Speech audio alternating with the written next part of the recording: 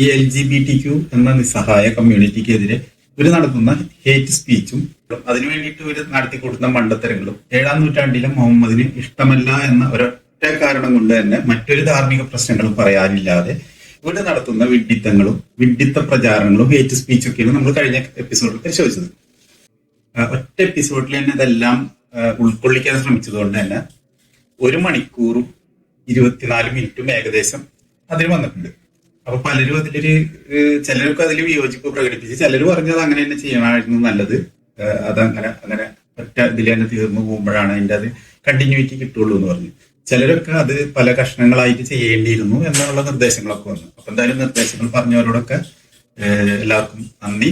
അത് കണ്ടു കഴിഞ്ഞാൽ അതിനെക്കുറിച്ച് LGBT കമ്മ്യൂണിറ്റിക്കെതിരെ ഇവർ നടത്തിക്കൊണ്ടിരിക്കുന്ന ഹേറ്റ് സ്പീച്ചും മറ്റു പ്രശ്നങ്ങളും നിങ്ങൾക്ക് മനസ്സിലാവും, കൃത്യമായിട്ട് മനസ്സിലാവും. ഇവരോടൊന്നും പറഞ്ഞിട്ടൊന്നും കാര്യമൊന്നുമില്ല. എന്നാലും പൊതു ജനങ്ങള് ഇവര് കാട്ടിക്കൂട്ടുന്ന ഈ കോമാളിത്തരങ്ങളൊന്ന് കാണാൻ വേണ്ടിയിട്ടാണ് നമ്മളിത് ഈ സബ്ജക്ട് എടുത്തത്.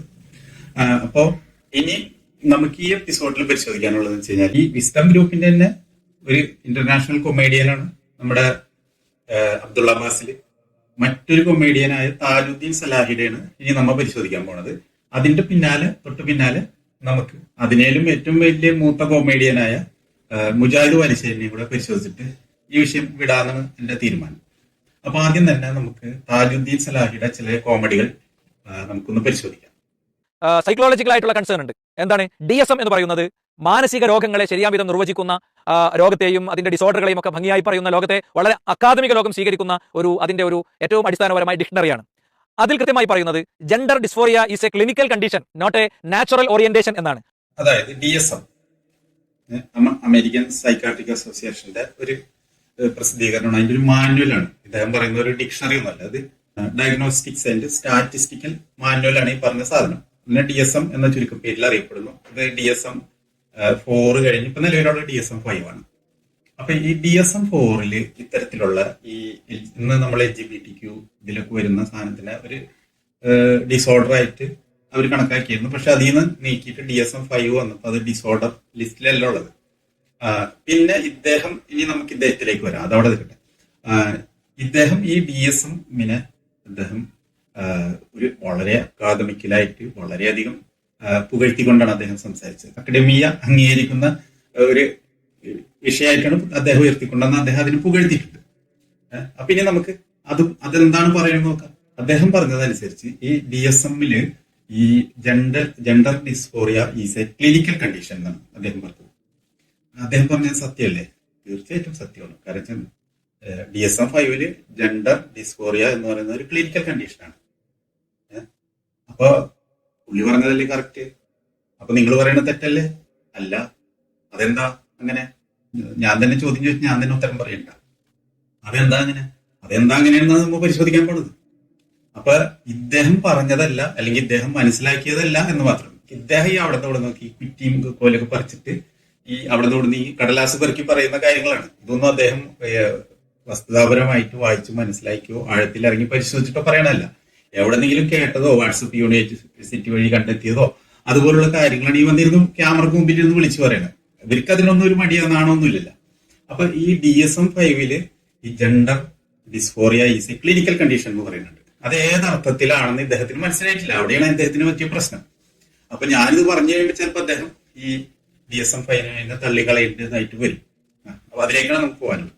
അപ്പൊ DSM 5 ഇതിനെ ഇങ്ങനെ പറഞ്ഞിട്ടുണ്ട്. ശരിയാണ്, gender dysphoria is a clinical condition എന്ന് പറഞ്ഞിട്ടുണ്ട്.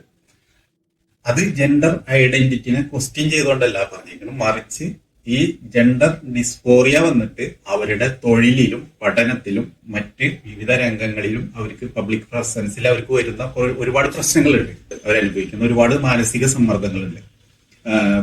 മറ്റുള്ളവരിൽ നിന്നും ഒക്കെ പൊതുസമൂഹത്തിൽ നിന്ന് വരുന്ന ഒരുപാട് പ്രശ്നങ്ങളും പൊതുസമൂഹത്തിന് ഭയപ്പെട്ടുകൊണ്ടും മറ്റ് പല വിഷയങ്ങളിലും അവർ ഒരുപാട് പ്രഷർ അനുഭവിക്കും. അപ്പോ ഇതിനെ ഓവർകം ചെയ്യാനുള്ള സപ്പോർട്ട് കൊടുക്കുക എന്നതാണ് ഈ ക്ലിനിക്കൽ കണ്ടീഷൻ കൊണ്ട് ഉദ്ദേശിക്കുന്നത്. അതായത് ഇത്തരം വിഷയങ്ങൾ വന്നിട്ട് ഈ പ്രശ്നങ്ങൾ അനുഭവിക്കുന്നവരുണ്ടാവും, ഈ മാനസിക പ്രശ്നങ്ങൾ അനുഭവിക്കുന്നവരുണ്ടാവും. അതിന് സപ്പോർട്ട് കൊടുക്കുക എന്നുള്ളതാണ് ഈ gender dysphoria is a clinical condition എന്ന് പറയുന്നത്. ഇദ്ദേഹം മനസ്സിലാക്കി വെച്ചേക്കുന്നത് ഈ ജെൻഡർ ഡിസ്ഫോറിയ ഉണ്ടല്ല, അതായത് ഇവരുടെ ഈ ചിന്താഗതി അതായത് ജെൻഡർ ഐഡന്റിറ്റിനെ കുറിച്ചിട്ടുള്ള ഇവരുടെ ഈ ചിന്താഗതി ഉണ്ടല്ലോ, അത് തന്നെ പ്രശ്നമാണെന്നാണ് ഈ DSM-5 പറഞ്ഞതെന്ന് തെറ്റിദ്ധരിച്ചിട്ടുണ്ട് ഈ പാവത്താൻ ഇവിടെ വന്നിട്ട് ഇത് വിളമ്പിയേക്കുന്നത്. വലിയ ആധികാരികത ഒക്കെ വെച്ചിങ്ങാണ്ട് ആ ചിമ്പാൻസി താടിയൊക്കെ വെച്ചിങ്ങാണ്ട് ഇത് ഈ മണ്ടത്തരം വിളമ്പിയേക്കുന്നത് പുള്ളി ഇതിന് മനസ്സിലാക്കാണ്ടാണ്. ഇനി DSM-5 ഇതിന് ചികിത്സ കൊടുക്കണം. ഓക്കെ, ഈ ജെൻഡർ ഡിസ്ഫോറിയ എന്ന ക്ലിനിക്കൽ കണ്ടീഷന് ചികിത്സ കൊടുക്കണം. അത് ഞാനിവിടെ കുറിച്ച് വെച്ചിട്ടുണ്ട്, അതൊന്ന് വായിക്കട്ടെ. അപ്പൊ നിങ്ങൾക്ക് മനസ്സിലാവും എന്താണ് DSM-5 ഉദ്ദേശിച്ചത്. അപ്പൊ നമുക്കത് നോക്കാം. ഓക്കെ, DSM-5 ജെൻഡർ ഡിസ്ഫോറിയയുടെ ചികിത്സകൾ. ഓക്കെ, ഒന്ന് ഒരു 6 പോയിന്റാണ് ഞാൻ വായിക്കാൻ പോണത്. ഒരുപാടുണ്ട് ഇട്ടത്, പക്ഷെ അതിലൊരു 6 പ്രധാനപ്പെട്ട ഒരു 6 പോയിന്റ് വായിച്ചാൽ തന്നെ നമുക്ക് മുഴുവൻ ഇത് അരിച്ചു പറക്കേണ്ട ആവശ്യമില്ല. സൈക്കോതെറാപ്പി ആൻഡ് കൗൺസിലിംഗ്, അതായത് മാനസിക പ്രയാസം കൈകാര്യം ചെയ്യാൻ സഹായിക്കുന്നു. ഇതിൽ CBT സപ്പോർട്ടീവ് തെറാപ്പി ഒക്കെ പെടുന്നു. അതായത് കോഗ്നിറ്റീവ് ബിഹേവിയറൽ തെറാപ്പി,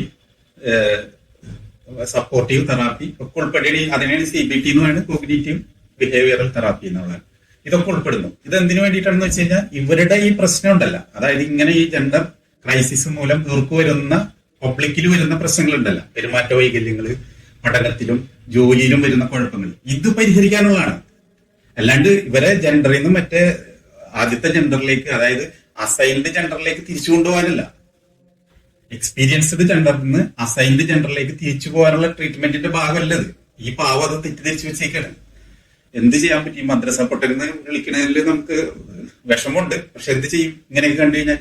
ഇനി അടുത്തത് 2, സോഷ്യൽ ട്രാൻസിഷൻ, അതായത് പേര്, പ്രോനൗൺ, അതായത് നെയിം ആൻഡ് പ്രോനൗൺ. അതായത് പേര് എന്ന് പറഞ്ഞു കഴിഞ്ഞാൽ ഇപ്പൊ ഒരാളുടെ പേര് ഇപ്പൊ ദിവാകരൻ എന്നുണ്ടെങ്കിൽ അയാളെ അഞ്ജലി എന്ന് വിളിക്കാം.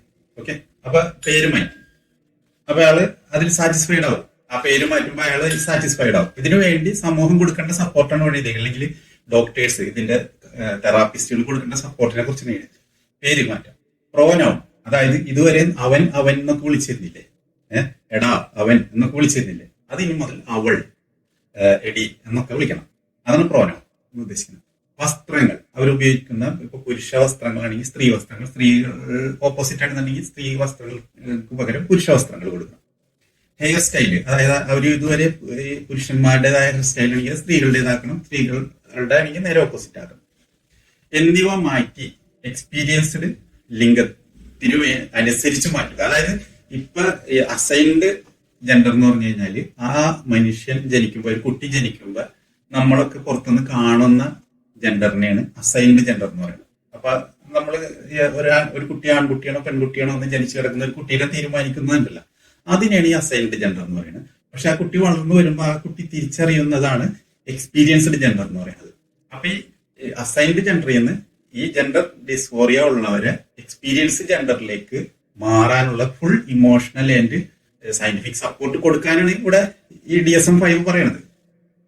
ഇനി ഹോർമോൺ തെറാപ്പി, അസൈൻഡ് ജെൻഡറിന്റെ സെക്സ് ഹോർമോൺസിനെ സപ്രസ് ചെയ്ത് എക്സ്പീരിയൻസിങ് ജെൻഡറിന് അനുസരിച്ചുള്ള ക്രോസ് സെക്സ് ഹോർമോൺസ് നൽകുക. അതിനുവേണ്ടി തെറാപ്പിസ്റ്റുകളും അല്ലെങ്കിൽ ഇതിന്റെ ചികിത്സകര് അതിനു വേണ്ടിയുള്ള സപ്പോർട്ട് കൊടുക്കുക, അത് ചെയ്യാൻ വേണ്ടിയിട്ടുള്ളത്. 4, ജെൻഡർ റീ അസൈൻമെന്റ് സർജറി, അതായത് ടോപ്പ് സർജറി, ബോട്ടം സർജറി, അതൊക്കെ ഞാൻ എക്സ്പ്ലെയിൻ ചെയ്യേണ്ടതില്ല എന്ന് തോന്നുന്നു. പിന്നെ ഫേഷ്യൽ ഫെമിനൈസേഷൻ, ഇപ്പൊ ഒരാണ് പെണ്ണാണെന്നുണ്ടെങ്കിൽ മുഖം ഫെമിനൈസ് ചെയ്യാൻ വേണ്ടിയിട്ടുള്ള കാര്യങ്ങൾ. ഇതിന് ചില ഇൻഷുറൻസ് കമ്പനികളടക്കം ഇപ്പൊ അമേരിക്കയിലൊക്കെ കവറേജ് കൊടുക്കുന്നുണ്ട്. എല്ലാവരും അല്ല, ചില ഇൻഷുറൻസ് കമ്പനികളും ഇതിനുള്ള കവറേജ് അടക്കം കൊടുക്കുന്നുണ്ട്. ഇനി അടുത്തത് വോയിസ് തെറാപ്പി, അതായത് സാധാരണ ഒരു ആൺകുട്ടിയാണെങ്കിൽ അസൈൻഡ് ജെൻഡർ ആണായിട്ടുണ്ടെന്നുണ്ടെങ്കിൽ പുള്ളി പിന്നീട് എക്സ്പീരിയൻസ് ജെൻഡർ പെണ്ണാണെന്ന് തിരിച്ചറിയുമ്പോൾ വോയിസിൽ കോൺഫ്ലിക്റ്റ് വരും. അപ്പൊ ആ വോയിസ് സ്ത്രീകളുടെ വോയിസ് പോലെ ആക്കാൻ വേണ്ടിയിട്ടുള്ള അതിനുള്ള ട്രീറ്റ്മെന്റ് കൊടുക്കാം, അതിനുള്ള സപ്പോർട്ട്. ബിഹേവിയറൽ ഹെൽത്ത് തെറാപ്പി എന്ന് പറഞ്ഞാൽ മാനസിക ആരോഗ്യത്തിന് വേണ്ടിയുള്ള പിന്തുണ, ആ പെരുമാറ്റ വൈകല്യത്തിനും മറ്റു പ്രശ്നങ്ങളൊക്കെ ആയിട്ട് നല്ല ഒരു കോൺസ്റ്റന്റ് ഹെൽത്ത് കീപ്പ് ചെയ്യാൻ വേണ്ടിയിട്ടുള്ള എല്ലാ പിന്തുണയും മാനസികവും ശാരീരികമായിട്ടുള്ള. ഇതാണ് DSM-ൽ പറഞ്ഞ gender dysphoria is a clinical condition എന്ന് പറഞ്ഞത്. അല്ലാണ്ട് ഇദ്ദേഹം മനസ്സിലാക്കിയതല്ല. അല്ലാണ്ട് DSM-5 ഈ ഇങ്ങനെ തോന്നുന്നത്, അതായത് അസൈൻഡ് ജെൻഡറിൽ നിന്ന് എക്സ്പീരിയൻസ് ജെൻഡർ എന്ന ജെൻഡർ ഐഡന്റിറ്റി പ്രോബ്ലം അത് ഭയങ്കര ക്ലിനിക്കൽ കണ്ടീഷനാണ്, അത് ചികിത്സിച്ച് മറ്റത് തന്നെ ആക്കണം എന്നല്ല ഇവിടെ പറഞ്ഞേക്കുന്നത്. അപ്പോ ഓരോ തവണയും വിഡ്ഢിത്തങ്ങൾ ഇവരെവിടെ പരിപാടി അവതരിപ്പിച്ചാലും വിഡ്ഢിത്തം തന്നെ വിഡ്ഢിത്തം തന്നെ വിഡ്ഢിത്തം തന്നെ. ഇപ്പൊ ഇദ്ദേഹം സമ്മതിച്ചേ ഇത് ആധികാരികമാണെന്ന് ഇദ്ദേഹം സമ്മതിച്ചേ. ആ ആധികാരികമാണെന്ന് സമ്മതിച്ച സംഗതിയിലുള്ള കാര്യങ്ങളാണ് ഞാനിപ്പോ ഈ ഓരോന്ന് എടുത്തു പറഞ്ഞത്. അപ്പൊ എങ്ങനെയുണ്ട്? അപ്പൊ അദ്ദേഹം പറഞ്ഞത് ഒന്നും കൂടെ നമ്മളൊന്ന് കേട്ടു നോക്കിയാലോ. സൈക്കോളജിക്കൽ ആയിട്ടുള്ള കൺസേൺ ഉണ്ട്. എന്താണ് DSM എന്ന് പറയുന്നത്?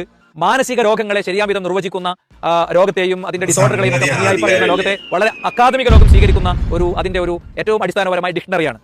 അതിൽ കൃത്യമായി പറയുന്നത് gender dysphoria is a clinical condition, not a natural orientation എന്നാണ്.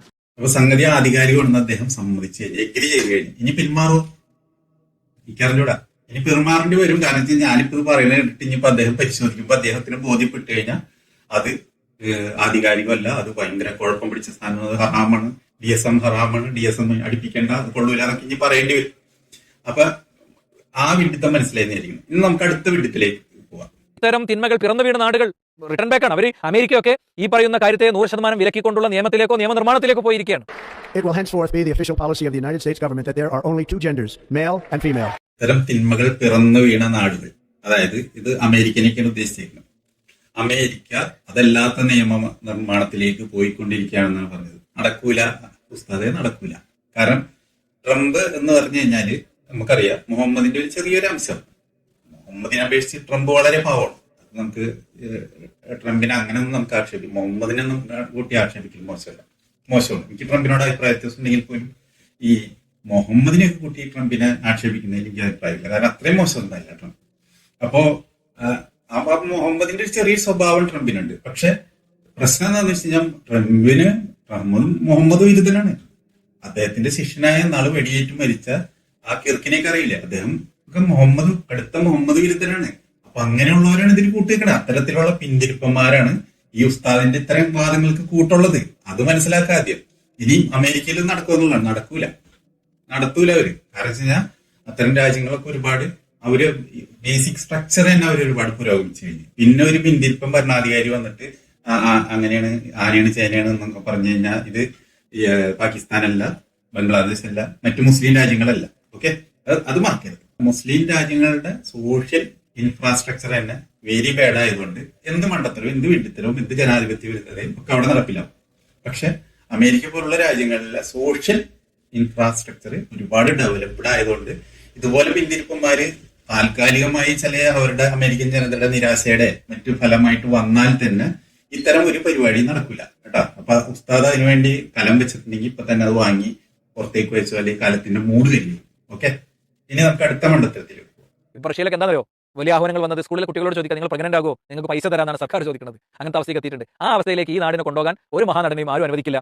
റഷ്യയിലെ ഉസ്താദെ, റഷ്യയില് ജനസംഖ്യ വളരെ കുറവാണ്. ഇന്ത്യയേക്കാൾ പല മടങ്ങ് വലിപ്പുള്ള രാജ്യമാണ്. 1-2 മടങ്ങല്ല, അനേക മടങ്ങ് വലിപ്പുള്ള ഒരു രാജ്യമാണ് റഷ്യ. പക്ഷെ ഇന്ത്യയുടെയൊക്കെ ഒരു സ്റ്റേറ്റിലെ അല്ലെങ്കിൽ 2 സ്റ്റേറ്റിലെ ജനസംഖ്യ കൂടി വന്നാലേ ഉള്ളൂ. ഓക്കെ, ആ റഷ്യയില് ജനസംഖ്യ കൂട്ടാൻ അവർ ശ്രമിക്കുക എന്ന് പറഞ്ഞു കഴിഞ്ഞാൽ സ്വാഭാവികമാണ്, ന്യായമാണ്. അതിൽ നമുക്കൊന്നും പറയാനില്ല. ഒരു ക്രിട്ടിസൈസ് ചെയ്യാൻ നമുക്കൊന്നുമില്ല അവിടെ. കാരണം അത്രയും ഇന്ത്യനെയൊക്കെ അപേക്ഷിച്ച് നോക്കുമ്പോൾ ചുരുങ്ങിയ ജനസംഖ്യയാണ് റഷ്യയില്. കാരണം അവിടെ അവരുടെ ഭൂവിസ്തൃതി എന്ന് പറഞ്ഞാൽ ഇന്ത്യയുടെ പല പല മടങ്ങാണ്. ഓക്കെ, 1 ഇരട്ടിയല്ല, 2 ഇരട്ടിയല്ല, 3 ഇരട്ടിയല്ല. അപ്പൊ അങ്ങനത്തെ രാജ്യത്ത് ഇന്ത്യയേക്കാൾ വളരെ വളരെ വളരെ കുറഞ്ഞ ജനസംഖ്യ ഉള്ളൂ. ഇന്ത്യയിലെ 1-2 സ്റ്റേറ്റുകളിലെ ജനസംഖ്യ അവിടെ ഉള്ളൂ. അപ്പൊ അവരെ സംബന്ധിച്ചിടത്തോളം ഇത് കൂട്ടാൻ ശ്രമിക്കുന്നത്. പക്ഷെ അവർക്ക് ജനസംഖ്യ കുറഞ്ഞത് അവിടെ സ്വർഗരതി ഉണ്ടായിട്ടോ അവരെ സ്വർഗരതി അധികരിച്ചതുകൊണ്ടല്ല. അങ്ങനെയാണെങ്കിൽ ഈ ഉസ്താദ് പറഞ്ഞ നമ്മുടെ താജുദ്ദീൻ സലാഹി വന്ന് പറഞ്ഞ മണ്ടത്തരം കറക്റ്റ് ആവണമെന്നുണ്ടെങ്കിൽ, സ്യൂട്ടബിൾ ആവണമെന്നുണ്ടെങ്കിൽ ഇത് മൂലമാണ് അവര് ജനസംഖ്യാപരമായി പിന്നോക്കം പോയി തെളിയിക്കേണ്ടി വരും. അങ്ങനെയല്ല, ഇത് നിർത്തിയിട്ട് ഗർഭിണിയാവാനല്ല അവർ പറയണത്. അവര് പറയണത് ഏതെങ്കിലും രീതിയിലൊക്കെ കൂടുതൽ കുട്ടികളെ ഉണ്ടാക്കൂ, റഷ്യൻ പൗരന്മാരെ വർദ്ധിപ്പിക്കുക എന്നാണ് പറയുന്നത്. അത് ഇതുകൊണ്ട് കുറഞ്ഞു പോയി എന്നും പറഞ്ഞു കഴിഞ്ഞാൽ ഇതിനെതിരെ നടപടി എടുത്തുകൊണ്ടല്ല അവരാ പറയണത്. അപ്പൊ അത് ഇവിടെ വലിച്ചുകൊണ്ടുവരണമെന്ന് പറഞ്ഞു കഴിഞ്ഞാൽ അതിനെ ഫാൾസ് അനോളജി അല്ലെങ്കിൽ കാറ്റഗറിക്കൽ ഫാലസി എന്നൊക്കെ പറഞ്ഞ്, ഈ ഫാലസി ഇല്ലാണ്ട് നിങ്ങൾക്കൊരു പരിപാടി ഇല്ല എന്നുള്ള ഭയങ്കര കഷ്ടമല്ലേ ഉസ്താദ്? അപ്പൊ അതും കഴിഞ്ഞില്ല. ആ മണ്ടത്തരം നമുക്ക് മനസ്സിലായി. ഇനി അടുത്ത മണ്ടത്തരം ഞാൻ കൃത്യമായി പറയുന്നു, ലെസ്ബിയൻ കപ്പിൾസിലൂടെ വിഭാവനം ചെയ്യുന്ന ലോകം മാനവതയ്ക്ക് 6 തരം നഷ്ടങ്ങൾ ഉണ്ടാക്കും. ജീവജാലങ്ങളുടെ സെക്സിന്റെ തന്നെ അടിസ്ഥാന ലക്ഷ്യങ്ങളിൽ ഒന്നെന്ന് പറയുന്നത് യാതൊരു സംശയമല്ല അത് പ്രജനനം തന്നെയാണ്. ഈ മഹാനടന്റെ ഒക്കെ ആഹ്വാനം കൊണ്ട് എല്ലാവരും ഈ മഹാപുരോഗതിയിലേക്ക് അങ്ങോട്ട് എത്തിയിട്ട് ആ പുരോഗതിയൊക്കെ അങ്ങോട്ട് സ്വീകരിച്ചാൽ പിന്നെ ഇവിടെ മനുഷ്യന്റെ ജീവനും ജന്മൊക്കെ എങ്ങനെ ഉണ്ടാവുക? ഉസ്താദെ, ഈ മഹാനടന്റെ, അതായത് മോഹൻലാലിന്റെ ആഹ്വാനം കൊണ്ട് എല്ലാവരും ഇതിലേക്ക് എങ്ങനെ വന്നുപെടും? ഉസ്താദ് വരുമോ? ഉസ്താദ് മോഹൻലാൽ പറയുന്നത് ഉസ്താദും ഉസ്താദിന്റെ മക്കളും ഉസ്താദിന്റെ ബന്ധുക്കളും അബ്ദുള്ള അബ്ബാസിലും ഒക്കെ ഇതിലേക്ക് വരുമോ? പിന്നെന്തിനാ ഉസ്താദ് പേടിക്കുന്നത്? അപ്പൊ ഈ മഹാനടന്റെ ആഹ്വാനം കേട്ടിരിക്കാനോ, കേട്ടിട്ട് അനുസരിക്കാൻ, അല്ലെങ്കിൽ നാളെ മുതൽ എല്ലാവരും ഈ സെയിം സെക്സ് മാരേജ് നടത്താൻ കാത്തിരിക്കണോ? ഉസ്താദിന്റെ അഭിപ്രായത്തില് ഉസ്താദിന് എന്തിനത്ര പേടി? മുസ്ലിം സമുദായം ഉസ്താദിന്റെ അഭിപ്രായത്തില് ഈ മോഹൻലാലിന്റെ ആഹ്വാനം കേട്ടിട്ട് നാളെ മുതൽ എല്ലാവരും ലെസ്ബിയൻ ഗേ വിവാഹത്തിന് വേണ്ടി കാത്തിരിക്കണം. മോഹൻലാലിന്റെ അനുവാദം കിട്ടാത്തതുകൊണ്ടാണ് എത്ര നാളെ അവരിങ്ങനെ അടങ്ങി ഒതുങ്ങിയിരുന്നത്. ഇങ്ങനെയാണോ ഉസ്താദിന്റെ അഭിപ്രായം? പിന്നെന്തിനാ ഉസ്താദ് ഇങ്ങനെ കിടന്ന് പേടിക്കുന്നത്? ഇവിടെ മുജാഹിദ് പാലിശ്ശേരിയില്ലേ, കോഴിക്കോട് മുജാഹിദ് സെന്ററിലെ ഇബ്രാഹിംകാട് മോളില്ലേ, അവരൊക്കെ സെയിം സെക്സ് മാരേജ് അല്ലല്ല ചെയ്യണത്. അവരൊക്കെ അതിനു വേണ്ടി കാത്തിരിക്കലല്ല. അപ്പൊ നിങ്ങളില്ല അപ്പൊ അവർക്കൊക്കെ മാറുകൊടുക്കാൻ. അപ്പൊ ഇവിടെ ലോകം നിലനിൽക്കൂലേ? ഇനി മറ്റു സമുദായങ്ങളിലേക്ക് കടന്നാൽ തന്നെ എനിക്ക് തോന്നുന്നത് നിങ്ങളെക്കാൾ കുറവാണ് മുസ്ലിം സമുദായത്തിൽ നിന്നുള്ള സംഭാവനയേക്കാൾ കുറവാണ് ഈ കാര്യത്തിൽ എനിക്ക് തോന്നുന്നു ഹിന്ദു മതത്തിൽ നിന്നും ക്രിസ്തു മതത്തിൽ നിന്നൊക്കെ ഉള്ളത് എന്നാണ് എനിക്ക് തോന്നിയിട്ടുള്ളത്. എനിക്കൊരു കറക്റ്റ് കണക്കിന്റെ അടിസ്ഥാനത്തിലല്ല പറയുന്നത്. പുറമേന്ന് ഞാൻ നോക്കിയിട്ട്, നിങ്ങൾ നോക്ക്, ഒരു കേരളത്തിലൊരു 100 ട്രാൻസ്ജെൻഡേഴ്സിനെയും മറ്റ് ലെസ്ബിയൻ ഗേ ബൈസെക്സുവലിനൊക്കെ എടുത്ത് നോക്ക്, അതിൽ കനത്ത സംഭാവന മുസ്ലിം സമുദായത്തിൽ നിന്നുണ്ട്. അപ്പൊ മറ്റ് അത് വെച്ചിട്ടുണ്ട് ഞാൻ പറയുന്നത്, അല്ലാണ്ട് കൃത്യമായ ഏതെങ്കിലും ഇതിന്റെ ഡാറ്റയുടെ അടിസ്ഥാനത്തിലല്ല പറയണത്, എന്റെ ഒരു വിഹക വീക്ഷണത്തിന്റെ അടിസ്ഥാനത്തിലാണ്. അപ്പൊ അതവിടെ നിൽക്കട്ടെ. അത് ഞാൻ കഴിഞ്ഞ ഇതിലും ഞാൻ പറഞ്ഞിട്ടുണ്ടായിരുന്നു.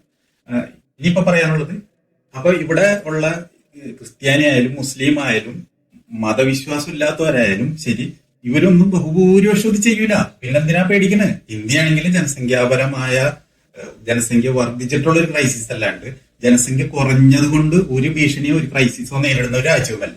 പിന്നെന്തിനാ ഉസ്താദ് ഇങ്ങനെ പേടിക്കുന്നത്? ഉസ്താദിന് എന്താ ഇങ്ങനെ പേടി? എന്തിനാ നിങ്ങൾ പേടിച്ചു വിറക്കണേ? അബ്ദുള്ള അബ്ബാസിലും ഉസ്താദും മുജാഹിദ് വാലിശ്ശേരി ഇങ്ങനെ കിടന്ന് പേടിച്ചു ഇങ്ങനെ വിറക്കണ എന്തിനാ? ഇവിടെ ജനസംഖ്യാ ക്രൈസിസ് നേരിടുന്നില്ല. റഷ്യ നേരിടുന്നതെന്ന് വെച്ച് കഴിഞ്ഞാൽ, റഷ്യ ഞാൻ പറഞ്ഞു കഴിഞ്ഞു അത്രയും വലിയ രാജ്യമാണ്, ഇന്ത്യയേക്കാൾ വളരെ പല മടങ്ങ് വലിപ്പമുള്ള രാജ്യമാണ്. പക്ഷെ ഇന്ത്യയേക്കാൾ വളരെ വളരെ വളരെ കുറഞ്ഞ ജനസംഖ്യയുള്ളൂ. അതുകൊണ്ടാണ് നമ്മൾ അങ്ങനത്തെ ഒരു ഇത് നേരിടുന്നില്ല. എന്ന് മാത്രമല്ല, ഈ ലെസ്ബിയൻ ട്രാൻസ്ജെൻഡർ പ്രോബ്ലം കൊണ്ട് ഇനി ഇന്ത്യക്ക് ഒന്നും വരാനില്ല. അതുകൊണ്ടും ഇന്ത്യൻ ജനസംഖ്യ നിയന്ത്രിക്കാൻ പറ്റില്ല. ഇന്ത്യൻ ജനസംഖ്യ കൂടി പോവുകയാണ്. പിന്നെ എന്തിനാ ഇങ്ങനെ ഭയപ്പെടുന്നത്? ഭയപ്പെടാതിരിക്കൂ, ഇവിടെ പ്രശ്നമില്ല അങ്ങനെ ഉസ്താദെ. ഇനി മുസ്ലിങ്ങളെല്ലാവരും ഇനി മോഹൻലാലിന്റെ വാക്കും കേട്ട് അതിലേക്ക് പോകുന്ന ഭയം ഉണ്ടെങ്കിൽ ആ കാര്യം മുസ്ലിങ്ങൾക്കിടയിൽ ബോധവൽക്കരണം നടത്തുക. അങ്ങനെ പബ്ലിക് വീഡിയോയുടെ ആവശ്യമില്ല. അത് മദ്രസകൾ കേന്ദ്രീകരിച്ച് ബോധവൽക്കരണം നടത്തുക. മോഹൻലാൽ പറയുന്നിട്ട് നിങ്ങളാരും ഇത് വർദ്ധിപ്പിക്കരുത്. ഇപ്പൊ തന്നെ ഒത്തിരി കൂടുതലാണ് മദ്രസകളിലും അവിടെ ഇവിടെയൊക്കെ ആയിട്ട്. പക്ഷെ ഇനിയും വർദ്ധിപ്പിക്കരുത് എന്ന് നിങ്ങൾ സമുദായത്തിനകത്ത് ബോധവൽക്കരണം നടത്തുന്നത്. ഇനി നാട്ടുകാരെ പേടിപ്പിക്കാൻ നടക്കണേ അതും പറഞ്ഞിട്ട്. ഇവിടെ അങ്ങനെ ഒരു പ്രശ്നമില്ല ഉസ്താദെ, പേടിക്കേണ്ട ഉസ്താദെ. അപ്പൊ നമുക്ക് താജുദ്ദീൻ സലാഹിനെ ഇവിടെ വിടാം.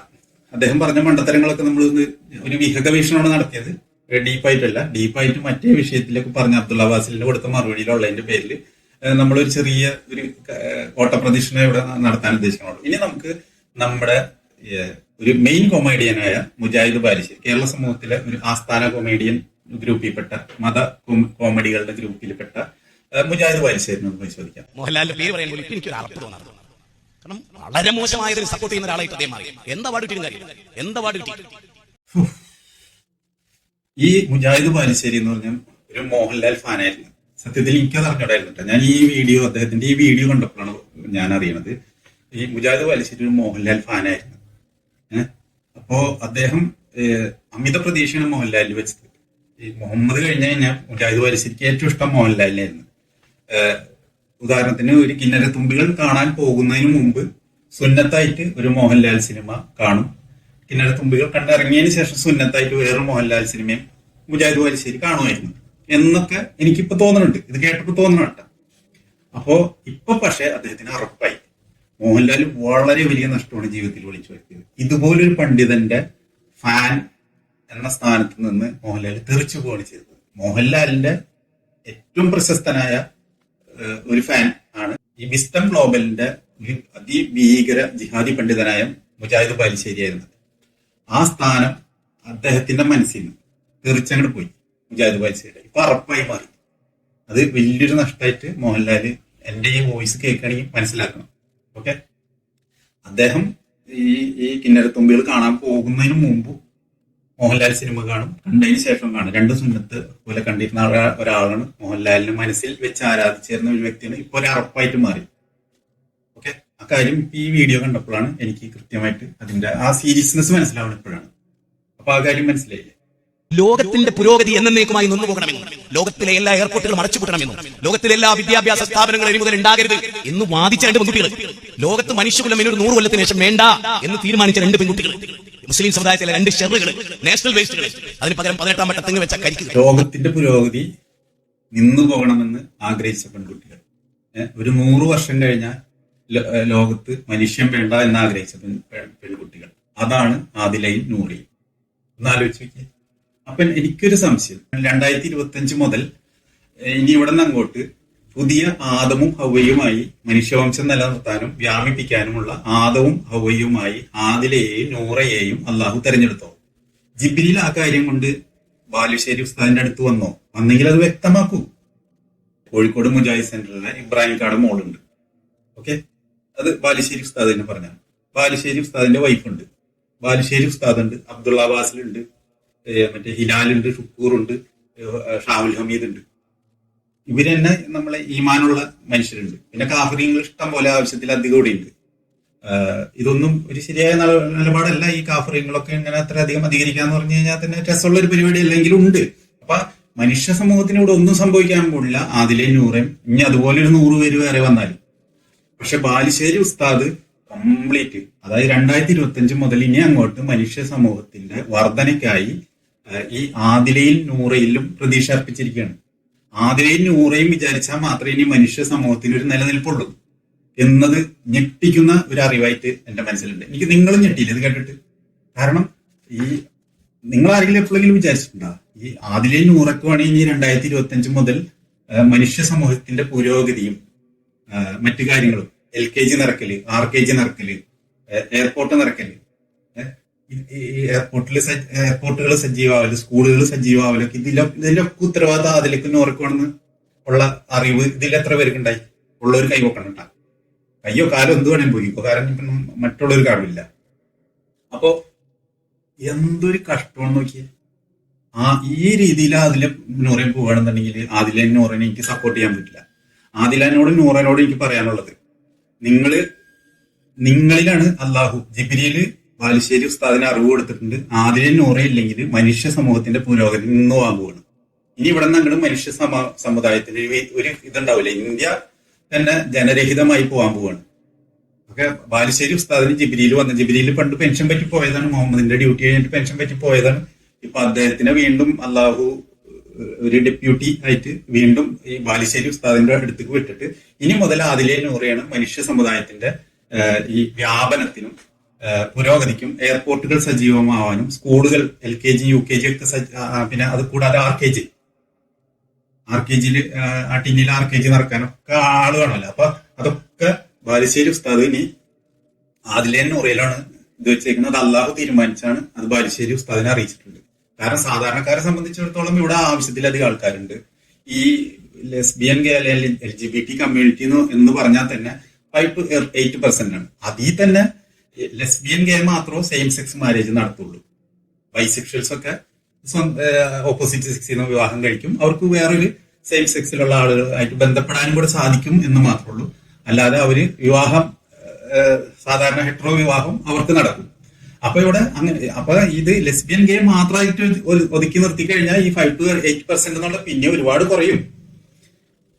അത് വേറൊരു വിഷയം. അപ്പൊ ഇദ്ദേഹം എന്തിനാണ് പേടിക്കുന്നത് എനിക്ക് മനസ്സിലായില്ല. അപ്പൊ ഇത് ഞാൻ ആലോചിച്ചിട്ട് ഒരൊറ്റ കാരണേ ഞാൻ കണ്ടെത്തിയിട്ടുള്ളൂ. അതാണ് ഞാനിവിടെ പറയുന്നത്. അതിൽ എന്നെ കുറ്റം പറഞ്ഞിട്ട് കാര്യമില്ല. കാരണം വെച്ചാല് ഇനി മനുഷ്യ സമൂഹത്തിന്റെ വ്യാപനത്തിനും പുരോഗതിക്കും ആദില നൂറയിലും മാത്രമേ പ്രതീക്ഷ വെച്ചിട്ടുള്ളൂ അള്ളാഹു. അപ്പൊ അതിനു വേണ്ടിയിട്ട് പുള്ളിക്കാരൻ പെൻഷൻ പറ്റി വീട്ടിലിരിക്കുന്ന ജിബ്രീലിനെ ഡെപ്യൂട്ടി ആക്കി നമ്മുടെ മുജാഹിദ് ബാലുശ്ശേരിയുടെ അടുത്ത് വിട്ടിട്ടുണ്ട്. ആ കാര്യം എനിക്ക് ഈ പ്രസംഗത്തിൽ നിന്ന് മനസ്സിലായി. ഓക്കെ, ഈ പ്രശ്നം ലോകത്തൊന്നും ഈ വിഷയമില്ല. കാരണം ആദിലെ നൂറ് ഇപ്പൊ ഇന്ത്യയിൽ കേരളത്തിലാണ് ഉള്ളത്. എങ്കിൽ പോലും അദ്ദേഹം ലോകത്തിന്റെ മൊത്തം പുരോഗതി ഈ ആദിലെ നൂറയും ആണെന്ന് പറയുമ്പോൾ ഏതാണ്ട് ആദം ഹവ്വയുടെ സ്ഥാനത്താണ്. അപ്പൊ ഇതിൽ ഏതാണ് നൂറയാണോ ആദിലെയാണോ ആദം എന്നതാണ് ഇനി അറിയാനുള്ളത്. അതിപ്പോ നമുക്ക് ടോസ് ഇട്ട് നോക്കുക. എന്തായാലും ബാലുശ്ശേരി ഉസ്താദിനോട് ചോദിക്കേണ്ടി വരും. നൂറ് യാതിരെ എത്ര വർഷം അവർ ശരീരത്തെ വെച്ചാലും മനസ്സിലായി. കുട്ടിയിലെ നഴ്സറി ഉണ്ടോ, കുട്ടിയിലെ LKG ഉണ്ടോ, UKG ഉണ്ടോ, കുട്ടിയിലെ RKG ഉണ്ടോ? ആണ് വ്യാഖ്യാനത് 2026 മുതൽ ഇന്ത്യയിൽ ആണുങ്ങൾ കല്യാണം കഴിക്കുക, പെണ്ണുങ്ങൾ കല്യാണം കഴിക്കുക. ഒരു നൂറ്റാണ്ട് കഴിഞ്ഞ മനുഷ്യന്മാരുണ്ടാവും. മനസ്സിലായി. ആ ആദിലും നൂറയും എത്ര നാള് ശരീരം ഉരച്ചാലും കുട്ടി ഉണ്ടാവില്ല. പക്ഷെ ആദിലയുടെ നൂറിനെയും കുഞ്ഞിക്കാല് കാണാണ്ട് ബാലുശ്ശേരി ഉസ്താദിന് ഉറക്കം വരില്ല. കേരളത്തിലെ ഇസ്ലാമിന് വിസ്ഡം ഗ്ലോബലിന് മറ്റുള്ളവർ ഇത് പറയാത്തതിന്റെ പേരിൽ അവരുടെ അടുത്ത് ഞാൻ പോണില്ല. എന്തായാലും വിസ്ഡം ഗ്ലോബലിന് അബ്ദുള്ള ബാസിലിനും താജുദ്ദീൻ സലാഹിക്കും മുജാഹിദ് ബാലുശ്ശേരിക്കും ആദിലക്കും നൂറക്കും കുഞ്ഞിക്കാല് കാണാണ്ട് ഇനി ഉറക്കം വരില്ല. ഉറക്കമില്ലാത്ത രാത്രികളാണ് ഇനി അവിടെ ഉള്ളത്. കാരണം ആദിലെ നൂറയിലൂടെയാണ് ഇനിയത്തെ മനുഷ്യവംശത്തിന്റെ അടുത്ത സ്റ്റെപ്പ് പുരോഗതി എന്ന് ഞാൻ പറഞ്ഞില്ലേ. അതാണ് ഇനി അവര് വിവാഹം കഴിച്ചാല് കോഴിക്കോട് മുജാഹിദ് സെന്ററിൽ ഇബ്രാഹിംകാടൻ മോളൊന്നും വിചാരിച്ചാൽ ഒന്നും നടക്കാൻ പോണില്ല. ആദിലെ നൂറെ തന്നെ വിചാരിക്കണം. ഇവിടെ LKG RKG ടിന്നിലെ RKG നടക്കണമെങ്കിലും ആദിലെ നൂറയും വിചാരിക്കണം. LKG നിറയാനും എയർപോർട്ടുകൾ നിറയാനും സ്കൂളുകളും കോളേജുകളും ഒക്കെ നിറയണമെന്നുണ്ടെങ്കിൽ ആദിലെ നൂറയും തന്നെ വിചാരിക്കണം. എനിക്ക് ആദിലെ നൂറിനോടും പറയാനുള്ളത്, നിങ്ങൾ ഈ ബിഗ് ബോസിൽ നിന്ന് ഇറങ്ങിക്കഴിഞ്ഞാൽ നിങ്ങൾ മുത്താ മാരേജിന് തയ്യാറായിട്ട് ഇറങ്ങിയാൽ മതി.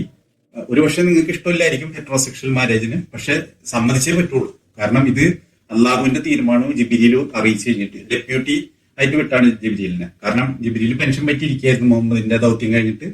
ഇപ്പൊ രണ്ടാമത് പെൻഷൻ പറ്റി ബാലുശ്ശേരി ഉസ്താദിന്റെ അടുത്ത് വിട്ടിട്ടുണ്ട്. നിങ്ങളിലൂടെ മാത്രമേ ഞാൻ സാധിക്കുള്ളൂ എന്ന് ബാലുശ്ശേരി ഉസ്താദ് തീർത്ത് പറഞ്ഞു. ഇനി അവിടെ അപ്പീലില്ല, പറ്റില്ല എന്ന് പറയരുത്. നിങ്ങൾക്ക് ചിലപ്പോൾ ഉറപ്പായിരിക്കും ഇഷ്ടമല്ലായിരിക്കും, അതൊന്നും പറഞ്ഞിട്ട് കാര്യമില്ല. മനുഷ്യവംശത്തിന്റെ പുരോഗതിയോട് ഇമ്പോർട്ടന്റ്. നിങ്ങളത് അംഗീകരിക്കാൻ തയ്യാറാവണം, മുത്താ മാരേജിന് തയ്യാറാവണം. ഇത്രയും പറഞ്ഞുകൊണ്ട് നമുക്ക് ഇനി അടുത്ത മണ്ടത്തരത്തിലേക്ക് പോവാം. അതെ, ഓക്കെ. ഞാൻ എന്റെ വീട്ടിൽ കയറ്റും, എന്റെ വീട്ടിൽ ആരെയും കയറ്റാം, ഞങ്ങൾക്ക് അറിയാം. കെട്ടിക്കോ, പക്ഷേ ലോകത്തോട് പറയണ്ട. അത് ലോകത്തോട് പറയണ്ട, മനുഷ്യരോട് ഉൾക്കൊള്ളേണ്ട കാര്യമില്ല. ഏഷ്യാനെറ്റിലൊക്കെ നിങ്ങൾ സൂക്ഷിച്ചോളി, അത്യന്തം അപകടകരമായ ചാനലുകളാണ്. ഞാൻ ഇങ്ങനെ പറയുമ്പോൾ വിഷമമുണ്ടോ? എനിക്കൊരു വിഷമമില്ല. ഇന്ന് കിടന്നുറങ്ങി എനിക്ക് നല്ലോണം സത്യം ഉറക്കം വിളിച്ചു പറഞ്ഞതിന്റെ പേരിൽ ഒരുത്തനെ കൂട്ടേണ്ട ആവശ്യമൊന്നുമില്ല. ആരുടെ ചെലവിൽ നമ്മൾ ഇവിടെ ജീവിക്കില്ല. ഇന്ത്യൻ ഭരണഘടന ആർട്ടിക്കിൾ 25 നമുക്ക് കൃത്യമായിട്ട് മൗലിക പ്രബോധനത്തിന്റെ അവകാശം നമ്മൾ വിനിയോഗിക്കുന്നത്. അപ്പം മോഹൻലാല് ആദിലിനെ നൂറിനെ അദ്ദേഹത്തിന്റെ വീട്ടിൽ കയറ്റും എന്ന് പറഞ്ഞത് ഉസ്താദിനെ വളരെയധികം പ്രകോപിപ്പിച്ചു. കാരണം ഞാൻ നേരത്തെ പറഞ്ഞില്ലേ, ഉസ്താദ് മോഹൻലാലിന്റെ ഒരു കട്ട ഫാനായിരുന്നു. മോഹൻലാലിന്റെ ഓരോ സിനിമകളും സുന്നത്ത് പോലെ കണ്ടിരുന്നതാണ്. ദിവസം 5 നേരം ഓരോ നമസ്കാരത്തിന് ശേഷം മോഹൻലാൽ സിനിമ കാണാൻ ഉസ്താദ് ഒരു സുന്നത്തായിട്ട് സ്വീകരിച്ചായിരുന്നു. മോഹൻലാലിന്റെ ഏറ്റവും വലിയൊരു ഫാൻ ആയിരുന്നു മുജാഹിദ് ബാലുശ്ശേരി. പക്ഷെ ഇപ്പൊ വെറുപ്പായി, ഭയങ്കര വെറുപ്പായി. വെറുത്ത് കഴിഞ്ഞാൽ ബാലുശ്ശേരി പിന്നെ സ്നേഹം പറഞ്ഞു ചെന്നിട്ടും കാര്യമില്ല. വെറുത്ത് കഴിഞ്ഞാൽ പ്രത്യേകിച്ചും മോഹൻലാൽ ഉമ്മത്തിപ്പെട്ട ഒരാളല്ലോ. ഉമ്മത്തിപ്പെട്ടാണെങ്കിൽ 2 ദിവസം 3 ദിവസത്തിൽ കൂടുതൽ പണിങ്ങിരിക്കാൻ പാടില്ല. ഇതിപ്പോ കാഫറാണ് മോഹൻലാൽ. അപ്പൊ വെറുത്ത് തന്നെയാണ്, പോയി. ഓക്കെ, അപ്പൊ പ്രശ്നം അതാണ്. അപ്പൊ കാര്യം മനസ്സിലായില്ലേ? ഇത് ഘട്ടത്തിലെത്തി. നിസ്സാര വല്ല കാര്യം ഉണ്ടായ മോഹൻലാലിന്, ഇതിന്റെയൊക്കെ വല്ല കാര്യം. ബിഗ് ബോസ്, ഏഷ്യാനെറ്റ്, നിങ്ങൾക്ക് വല്ല കാര്യം ഉണ്ടായ ആ ഉസ്താദിനെ വെറുപ്പിക്കേണ്ട വല്ല കാര്യം ഉണ്ടായ ഉസ്താദ് ആരെന്ന് വെച്ചിട്ടുണ്ടോ? നിങ്ങൾ ഭയങ്കര കഷ്ടമാണ് നിങ്ങൾ ചെയ്തത്. നിങ്ങളുടെ ജീവിതത്തിൽ ഇങ്ങനെ ഏഷ്യാനെറ്റ് ചാനലിനും രാജീവ് ചന്ദ്രശേഖരനായാലും മോഹൻലാലിനായാലും ഇനി ഇതിലും വലിയൊരു നഷ്ടം വരാനില്ല. അത്രയും വലിയൊരു ഫാനിനെയാണ് നിങ്ങൾ പിണക്കിയത്, നഷ്ടപ്പെടുത്തിയത്, വെറുപ്പിച്ചത്. ഇനിയെങ്കിലും നിങ്ങളത് മനസ്സിലാക്കിയിട്ട് നിങ്ങളുടേതായ കാര്യങ്ങളിൽ തിരുത്തൽ വരുത്തിയില്ലെങ്കിൽ വലിയ അനർത്ഥങ്ങൾ നിങ്ങൾ നേരിടേണ്ടി വരും. കാരണം ജിബിരിയിലും മിക്കായിലും കയ്യിലുള്ള ആളാണ് ഈ പറയുന്നത്. ചില്ലറക്കാരനാണെന്ന് നിങ്ങൾ തെറ്റിദ്ധരിക്കണ്ട. 600 ചിറകാണ് ജിബിരിയിലിനുള്ളത്, ചില്ലറ കാര്യമൊന്നുമല്ല. അപ്പൊ മോഹൻലാൽ ഈ കാര്യം ലോകത്തോട് പറയണ്ട. കാരണം നമ്മുടെ ജിബിരിലിന്റെ ആളാണ് ഈ പറഞ്ഞേക്കുന്നത്. അള്ളാഹുവിന്റെ സ്വന്തം ആള്, മുഹമ്മദിന്റെ സ്വന്തം ആള്, ജിബിരിലിന്റെ തോഴൻ. അദ്ദേഹം പറഞ്ഞു കഴിഞ്ഞ് മോഹൻലാൽ ഈ കാര്യം ലോകത്തോട് പറയണ്ട. അദ്ദേഹം പറഞ്ഞത് തന്നെയാണ്, അച്ചട്ടാണ്. പിന്നെ അവിടെ വ്യത്യാസമൊന്നുമില്ല. ഓക്കെ. പിന്നെ ഉസ്താദിന് ഇന്ത്യൻ ഭരണഘടന അതിനുള്ള അധികാരം കൊടുത്തിട്ടുണ്ട്. ശരിയത്തല്ല, ഇന്ത്യൻ ഭരണഘടന. അതായത് ഇവിടെ പ്രബോധനം നടത്താനുള്ള സ്വാതന്ത്ര്യം കൊടുത്തിട്ടുണ്ട്. അത് വെച്ചിട്ടാണ് ഉസ്താദ് ഈ പറയുന്നത്. ഇന്ത്യൻ ഭരണഘടന എന്ന് പറഞ്ഞു കഴിഞ്ഞാൽ കാഫറുകൾ ഉണ്ടാക്കിയ ശരീരത്തിന് തികച്ചും വിരുദ്ധമായ, നേരെ ഓപ്പോസിറ്റായ സ്ത്രീ പുരുഷ സമത്വവും വ്യക്തി സ്വാതന്ത്ര്യവും എല്ലാ മതങ്ങളെയും ഒരുപോലെയൊക്കെ മതേതരത്വം ഒക്കെ പറയുന്ന ഒരു ഭരണഘടനയാണ്. ശരീരത്തിന് നേരെ ഓപ്പോസിറ്റാണ് ഇന്ത്യൻ ഭരണഘടന എന്നുള്ള കാര്യത്തിൽ നമുക്ക് ആർക്കും യാതൊരു സംശയം ഉണ്ടാവില്ല. അതിനെ രണ്ടിനെ കുറിച്ചും ഒരു ഏകദേശ ധാരണയുള്ള ഒരു സംശയം ഉണ്ടാവില്ല. ആ ഇന്ത്യൻ ഭരണഘടന, ആ കാഫറുകളുടെ താഗൂത്തിന്റെ ഇന്ത്യൻ ഭരണഘടന കൊടുത്ത സ്വാതന്ത്ര്യം ഉപയോഗിച്ചിട്ട് അദ്ദേഹം ഇത് വിളിച്ചു പറയണം. ശരീരത്താണെങ്കിൽ മറ്റു മതങ്ങൾക്ക് ഈ സ്വാതന്ത്ര്യം ഉണ്ടാവുമോ? പാകിസ്ഥാനിൽ ഈ സ്വാതന്ത്ര്യം ഉണ്ട് ഇങ്ങനെ പ്രീച്ച് ചെയ്യാൻ മറ്റു മതങ്ങൾക്ക്? ബംഗ്ലാദേശിലുണ്ടാവും, സൗദി അറേബ്യയിലുണ്ടാവും. സൗദി അറേബ്യയിലുണ്ടോന്ന് ചോദിച്ചപ്പോ സക്കീർ നായിക് പറഞ്ഞത് 2+2 = 5 എന്ന് പറയുന്ന ആൾക്കാരാണ് കാഫറുകൾ. ഞങ്ങൾ പറയുന്നത് 2+2 = 4 എന്നാണ്. അപ്പൊ 2+2 = 5 എന്ന് പറയുന്ന കാഫറുകൾക്ക് ഞങ്ങൾ കൊടുക്കൂല എന്നാണ് പറഞ്ഞത്. അപ്പൊ അക്കാര്യത്തിൽ മുജാഹിദ് വാലി ശരിക്കും തർക്കം ഉണ്ടാവില്ലാന്ന് വിചാരിക്കുന്നു. അപ്പൊ കാഫറുകൾ ഉണ്ടാക്കിയ താഗൂത്തിന്റെ ഇന്ത്യൻ ഭരണഘടന ഇദ്ദേഹത്തിന് ആ സ്വാതന്ത്ര്യം കൊടുക്കുന്നു, അദ്ദേഹം അത് ഉപയോഗിക്കുന്നു. ഓക്കെ, ഇത്രേ ഉള്ളൂ. അല്ലാണ്ട് ശരീരത്തിന്റെ സ്വാതന്ത്ര്യം അല്ല പുള്ളി ഉദ്ദേശിക്കുന്നത്. ശരീരത്തിന്റെ സ്വാതന്ത്ര്യം എന്ന് പറഞ്ഞു കഴിഞ്ഞാൽ പിടിച്ചു പറിക്കലാണ്. അത് പോട്ടെ, നമുക്ക് അതിലേക്കൊക്കെ പിന്നീട് വരാം.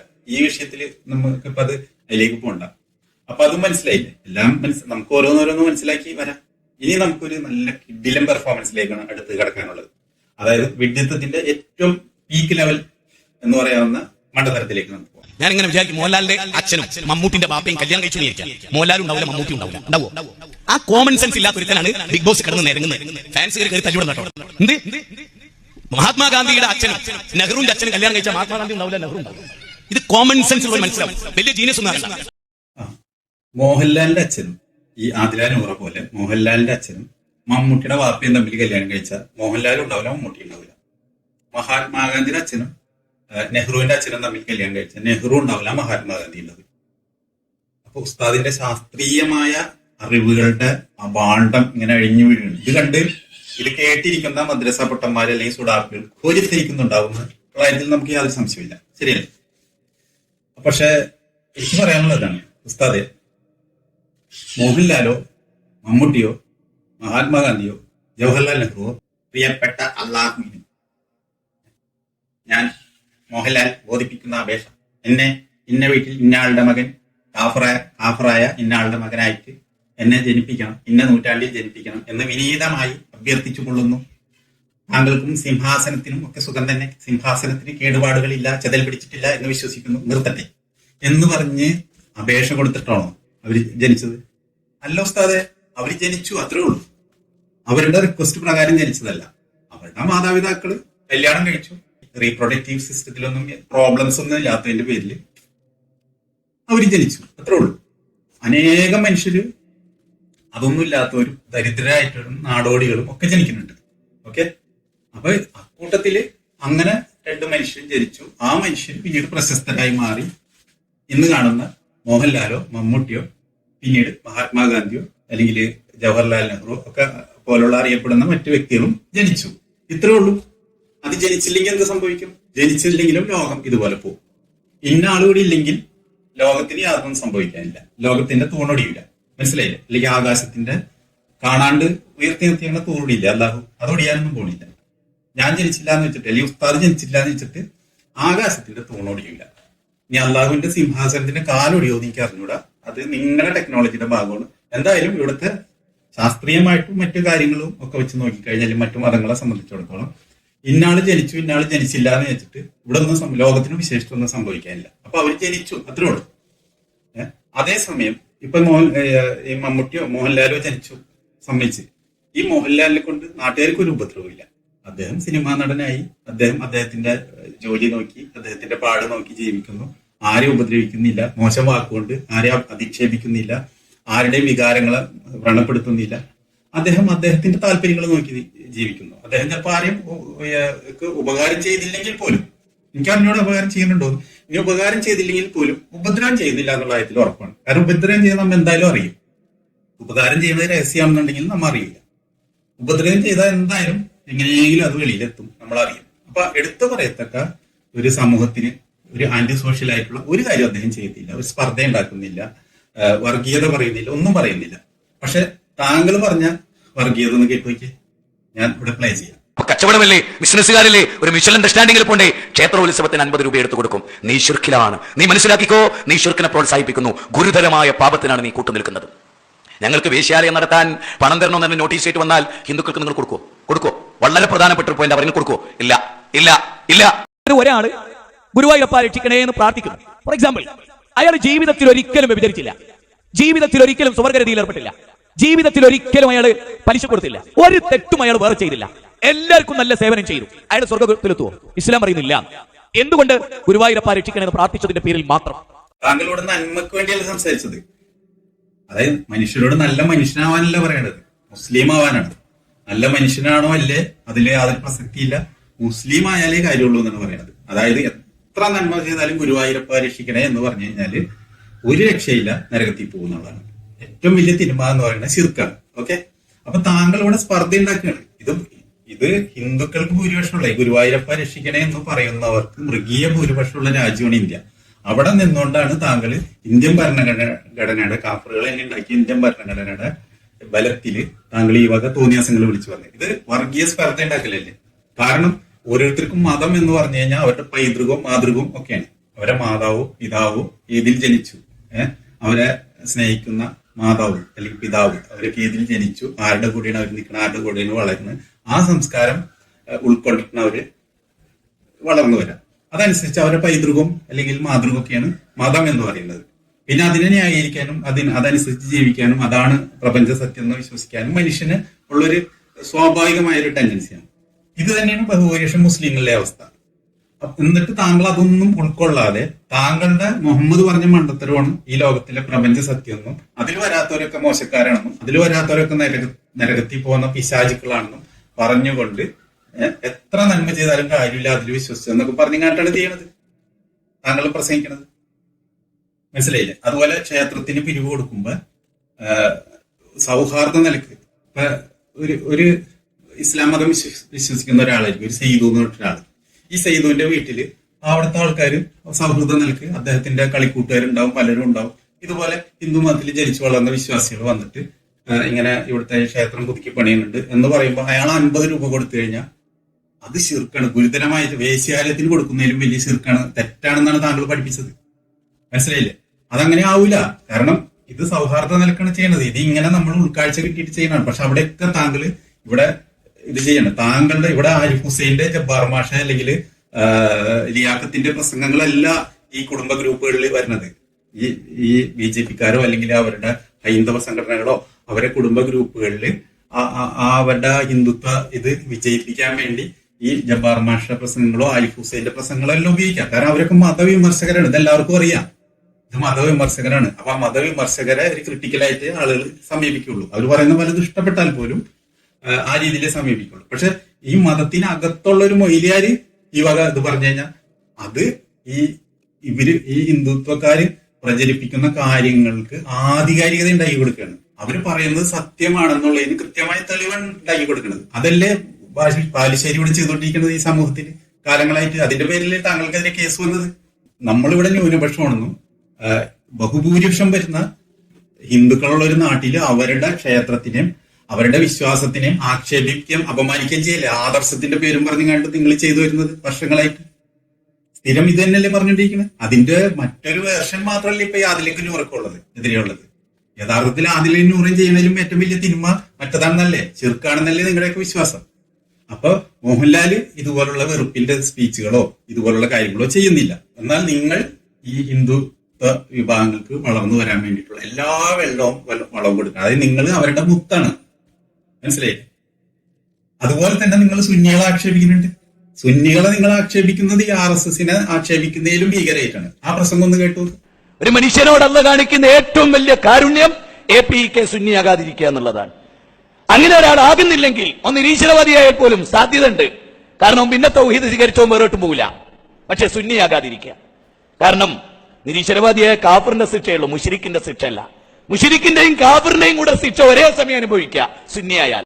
നിങ്ങൾ പറയുന്നത് അൻസാരി സൂഫിയായിട്ട് ജനിച്ചത്, കാന്തപുരം ഉസ്താദായിട്ട് ജനിച്ചത്, പേരോട് ഉസ്താദായിട്ട് ജനിച്ചത്, അലവി സക്കാഫിയായിട്ട് ജനിച്ചത്, അല്ലെങ്കിൽ നജീബ് ഉസ്താദായിട്ട് ജനിച്ചത് ഒക്കെയാണ് ഏറ്റവും മികച്ച ജന്മങ്ങൾ എന്നാണ് ബാലുശ്ശേരി ഉസ്താദ് ഇവിടെ പറയുന്നത്. അല്ലേ? ശരിയല്ലേ? അതിനേക്കാൾ മോശമാണോ ആദില നൂറ? ഇല്ല, അത്രയും ആദില നൂറാനെ ഏതായാലും ആക്ഷേപിച്ചിട്ടില്ല. വാഴ വെച്ചാൽ മതി എന്ന് പറയുന്നുണ്ട്. ഈ കാന്തപുരം ഉസ്താദിന്റെ വാഴയും വെക്കണ്ടെന്നാണ് പറയുന്നത്. കാന്തപുരത്തിന്റെ വാപ്പാനോടും അല്ലെങ്കിൽ അൻസാരി സൂര്യയുടെ വാപ്പാനോടും വാഴയും വെക്കണ്ടെന്നുള്ള മട്ടിലാണ് പറയുന്നത്. അത്രയും മ്ലേച്ഛമായിട്ടാണ് ചെയ്തത്. കാരണം അവരടക്കം ഇതിൽ പെട്ടവരല്ല, മോശക്കാരാണല്ല. ആദിലാരുടെയും നൂറാടെയും വാപ്പമാര് മുസ്ലിങ്ങളാണ്. ഓക്കെ, കാന്തപുരത്തിന്റെയും ഇവരുടെയും വാപ്പമാരോ അല്ലെങ്കിൽ കുടുംബക്കാരൊന്നും മുസ്ലിങ്ങളല്ലല്ല, ശിർക്കന്മാരല്ലേ. അതും ഹിന്ദുക്കളേലും മോശമായ ശിർക്കന്മാരാണെന്നാണ് ബാലുശ്ശേരി ഉസ്താദിന്റെ വാദം. അപ്പൊ നിങ്ങൾ ഇത്തരത്തിലൊരു വെറുപ്പും വിദ്വേഷങ്ങളോടെ കാട്ടിക്കൂട്ടിക്കൊണ്ടിരിക്കുന്നത്. അപ്പൊ എനിക്ക് വെക്കാനുള്ള ഒരു നിർദ്ദേശം, താങ്കൾ വെച്ച സാങ്കല്പിക നിർദ്ദേശം പോലെ എനിക്കൊരു നിർദ്ദേശമുണ്ട്. അതായത് താങ്കളുടെ വാപ്പയും അബ്ദുള്ള അബ്ബാസിന്റെ വാപ്പയും തമ്മിൽ കല്യാണം കഴിച്ചിരുന്നെങ്കിൽ താങ്കളും ഉണ്ടാവില്ലായിരുന്നു, അബ്ദുള്ള അബ്ബാസിലും ഉണ്ടാവില്ലായിരുന്നു. ഈ വക വെറുപ്പും വിദ്വേഷവും ഈ സമൂഹത്തിൽ പ്രചരിപ്പിക്കുന്ന രണ്ടുപേരും ഒഴിവായി കിട്ടിയല്ല. മോഹൻലാൽ ഒഴിവായി കിട്ടിയതുകൊണ്ട് സമൂഹത്തിന് യാതൊരു പ്രത്യേകിച്ച് ഗുണമില്ല, നഷ്ടവും ലാഭവും ഇല്ല. ഞാൻ ആദ്യം പറഞ്ഞു കഴിഞ്ഞത് നിങ്ങൾ ഒഴിവായി കിട്ടി. കാരണം അത്രയും വെറുപ്പും വിദ്വേഷവും മറ്റു സമുദായക്കാരുടെ ഇടയിൽ വിതക്കുന്നത് കുറഞ്ഞാണ്. അപ്പൊ അബ്ദുള്ള അബ്ബാസിന്റെ വാപ്പയും മുജാഹിദ് വായിശയുടെ വാപ്പയും കല്യാണം കഴിച്ചിരുന്നെങ്കിൽ ഈ രണ്ട് ശല്യങ്ങളും ഈ സമൂഹത്തിൽ നിന്ന് ഒഴിവായി കിട്ടിയാണ്. കറക്റ്റ് അല്ലേ ഞാൻ പറഞ്ഞത്? വല്ല സംശയം ഉണ്ടാകും. അപ്പൊ അത്രയും പറഞ്ഞുകൊണ്ട് തൽക്കാലം ഞാൻ നിർത്തുകയാണ്. അപ്പൊ താങ്കളുടെ ഹേറ്റ് സ്പീച്ചുകളൊക്കെ ഇനി പറ്റുന്ന പോലെ തുടരും എന്ന് എനിക്കറിയാം. തുടരാതിരുന്നെങ്കിൽ ഞാൻ ആഗ്രഹിക്കുകയാണ്. പക്ഷെ താങ്കൾ അത് തുടരും. താങ്കൾ ഇഞ്ഞി പിടിച്ച് വല്ല ജയിലിലടക്കാണ്ട് താങ്കളെയും ഈ അബ്ദുള്ള അബ്ബാസിനെ പോലുള്ള ഈ തീവ്രവാദികളായ സലഫി വിസ്ഡം ജിന്നൂരി പണ്ഡിതന്മാരെയൊക്കെ പിടിച്ച് കെട്ടാത്തോടത്തോളം, കേന്ദ്രസേനയെ ആരെങ്കിലും വന്ന് പിടിച്ച് കെട്ടാത്തോടത്തോളം നിങ്ങൾ ഈ വെറുപ്പ് വിദ്വേഷം വിതക്കല് തുടരും എന്നതിന് എന്റെ ഇതുവരെയുള്ളൊരു അനുഭവം. അതിന്റെ ഒരു ഭാഗം വെറും നിസ്സഹായരായ LGBTQ കമ്മ്യൂണിറ്റിക്കെതിരെ ഇത്തരത്തിലുള്ള വെറുപ്പും വിദ്വേഷവും മുമ്പ് നിങ്ങൾ ഹിന്ദുക്കൾക്കും എന്തിനു പറയുന്നത് സുന്നികൾക്കും, അതായത് അഹ്ലു സുന്ന വൽ ജമാഅത്തിലെ കേരളത്തിലെ ഒരു പ്രധാന സംഘടിത ശക്തിയാണ് സമസ്ത, അവർക്കെതിരെയൊക്കെ നിങ്ങൾ ആവുന്നത്രയും വെറുപ്പും വിദ്വേഷവും പ്രചരിപ്പിച്ച് ഇപ്പൊ നിങ്ങൾ LGBTന്റെ അടുത്ത് തൽക്കാലം ഒന്ന് തിരിഞ്ഞിട്ടുണ്ടെന്ന് മാത്രം. അതിന്റെ ഭാഗമായിട്ട് നിങ്ങൾ മോഹൻലാലിനെ ചീത്ത പറഞ്ഞ്, ആദിലാനെയും നൂറിനെയൊക്കെ അപമാനിച്ച് ചീത്ത പറഞ്ഞ് എന്ന് മാത്രമേ ഉള്ളൂ. ഇത് നിങ്ങൾ ഇനിയും തുടരാൻ തന്നെയാണ് സാധ്യത. കാരണം നിങ്ങളുടെ ഇതുവരെ കണ്ട സ്വഭാവം സവിശേഷതകളൊക്കെ ആ രീതിയിലാണല്ലോ പോയത്. അപ്പൊ ഇതില് സർക്കാർ ഭാഗത്തുനിന്ന് എന്തെങ്കിലും നടപടി ഉണ്ടാവണവര്, അതിശക്തമായ നടപടി ഉണ്ടാവണവര് നിങ്ങൾ ഇത് തുടരും. എന്താ ചെയ്യാ? നിങ്ങളത് നിർത്തൂ എന്ന് എനിക്ക് അഭ്യർത്ഥനയുണ്ട്. അതെനിക്ക് അഭ്യർത്ഥിക്കാനല്ലേ പറ്റുള്ളൂ. പക്ഷെ നിങ്ങൾ നിർത്താൻ ഒരു ലക്ഷണമൊന്നും ഞാൻ കാണില്ല. നിങ്ങളുടെ മണ്ടൻ വീഡിയോയിൽ പറഞ്ഞായിട്ട് നാളെ മുതൽ പോട്ടെ 2026 മുതൽ ഇനി ഈ ലെസ്ബിയൻ ഗേ വിവാഹങ്ങൾ മാത്രം മതി എന്ന് തീരുമാനമെടുക്കാൻ ഇതെന്താണ്? അല്ലാഹു വായി തോന്നിയ പോലെ ഇതുപോലുള്ള മണ്ടൻ തീരുമാനം എടുക്കാൻ ഇത് അല്ലാഹുവാണ് അവിടെ ഭരിക്കണത്. ഇവിടെ മോഡിയാണ് ഭരിക്കണത്. ഇനി മോഡി പോയാൽ ചിലപ്പോ മറ്റേ രാഹുൽ വരുമോ അല്ലെങ്കിൽ അതുപോലെ വേറെ ആരെങ്കിലും വരും. അവരൊന്നും ഉസ്താദിന്റെ അല്ലാഹുവിന്റെ കൂട്ട് വട്ടുപിടിച്ച് നടക്കുന്നവരല്ല. 2026 മുതൽ ലെസ്ബിയൻ ഗേ വിവാഹം മതി എന്ന് തീരുമാനിക്കാൻ ആരാണ് തയ്യാറാവുക? ലോകത്തെ ഏത് ഭരണാധികാരിയാണ് അങ്ങനെ? ഒരു ഗേ ഭരണത്തിൽ വന്നാലും അയാൾ അങ്ങനെ പ്രഖ്യാപിക്കും. ഒരു ലെസ്ബിയൻ നാളെ ഭരണത്തിൽ വന്ന ഇന്ത്യൻ പ്രധാനമന്ത്രിയായി അവരങ്ങനെ പ്രഖ്യാപിക്കുമോ? അപ്പൊ മണ്ടത്തരൊക്കെ പറയുന്നത് ലിമിറ്റ് വേണ്ട ചങ്ങാതി. അപ്പൊ ഞങ്ങളുടെ പൊസിഷൻ ഇത്രേ ഉള്ളൂ. അതായത് യുക്തിവാദികളുടെയും ലിബറൽസിന്റെയും പൊസിഷൻ എന്താണെന്ന് വെച്ച് കഴിഞ്ഞാൽ ഒരാൾ പോലും ഈ LGBT കമ്മ്യൂണിറ്റിയിൽ ജനിക്കുന്നില്ല എങ്കിൽ വളരെ ഹാപ്പി. കാരണം അവര് അത്രയും വിവേചനം അവര് നേരിടേണ്ടി വരില്ല. അത് കഴിച്ചിട്ടുള്ള ഒരുപാട് വിവേചനങ്ങളുടെ ലോകത്തുണ്ട്. അതൊക്കെ ഒരു മനുഷ്യൻ എന്നുള്ളവർക്ക് അനുഭവിക്കേണ്ടി വന്നേക്കാം. പക്ഷെ ഈ LGBTQ എന്നതിന്റെ പേരിലൊരു വിവേചനം ഈ ഉസ്താദിനെ പോലെ, ഈ അബ്ദുള്ള അബ്ബാസിനെ പോലുള്ള ആളുകളിൽ നിന്നുള്ള വെറുപ്പും വിദ്വേഷവും വിവേചനങ്ങളും പരിഹാസങ്ങളും ഒന്നും അനുഭവിക്കണ്ടല്ലോ അവർക്ക്. അപ്പൊ അതിലാ നൂറ് അങ്ങനെ ജനിച്ചില്ലായിരുന്നെങ്കിൽ, അങ്ങനെ അല്ലായിരുന്നെങ്കിൽ നിങ്ങളുടെ ഈ പരിഹാസവും ഈ ആട്ടും തുപ്പൊന്നും അനുഭവിക്കേണ്ടി വരില്ലായിരുന്നു. അപ്പൊ അതാണ് ഞങ്ങളുടെ പൊസിഷൻ. അപ്പൊ പക്ഷെ അതൊരു സാമൂഹ്യ യാഥാർത്ഥ്യമാണ്. അങ്ങനെയുള്ളവർ ഉണ്ട്. അങ്ങനെയുള്ളവർക്ക് അവരുടെ സ്പേസിൽ ഒന്നിച്ച് ജീവിക്കാൻ, ഇൻഫോംഡ് കൺസെന്റോടുകൂടി ഒരുമിച്ച് ജീവിക്കാനുള്ള പിന്തുണയാണ് ഞങ്ങൾ വാഗ്ദാനം ചെയ്യുന്നത്. അതിനുവേണ്ടിയാണ് ഞങ്ങൾ ഈ സംസാരിച്ചുകൊണ്ടിരിക്കുന്നത്. ഓക്കെ, ഇതാണ് ഞങ്ങളുടെ പോളിസി. അപ്പൊ ആ പോളിസി ഇനിയും തുടരും. അല്ലാണ്ട് ഇവിടെയുള്ള ആൾക്കാർക്കൊക്കെ ഈ ട്രെയിനിങ് കൊടുത്ത് എല്ലാവരെയും LGBT ആക്കാനുള്ള ഒരു പരിപാടിയില്ല. അതൊക്കെ നിങ്ങളുടെ മണ്ടൻ ബുദ്ധി വിരിയുന്ന, അല്പബുദ്ധിയിൽ വിരിയുന്ന വികല ഭാവനകളാണ്. അത്തരം ഭാവനകൾ തൽക്കാലം മദ്രസയിൽ വെക്കുക. എന്നിട്ട് ഇനിയെങ്കിലും മണ്ടത്തരം പറയുമ്പോൾ ഇതുപോലുള്ള അടാറ് മണ്ടത്തരങ്ങൾ ഒഴിവാക്കിയിട്ട് കുറച്ചുകൂടെ മൈൽഡ് ആയിട്ടുള്ള മണ്ടത്തരങ്ങൾ പറയാൻ ശ്രമിച്ചാൽ നല്ലതാണെന്നുള്ള ഒരു റിക്വസ്റ്റോടുകൂടി ഈ എപ്പിസോഡ് ഞാൻ ഇവിടെ അവസാനിപ്പിക്കുന്നു. മറ്റൊരു എപ്പിസോഡിൽ വീണ്ടും മറ്റൊരു വിഷയമായി വീണ്ടും കാണാം. Good bye.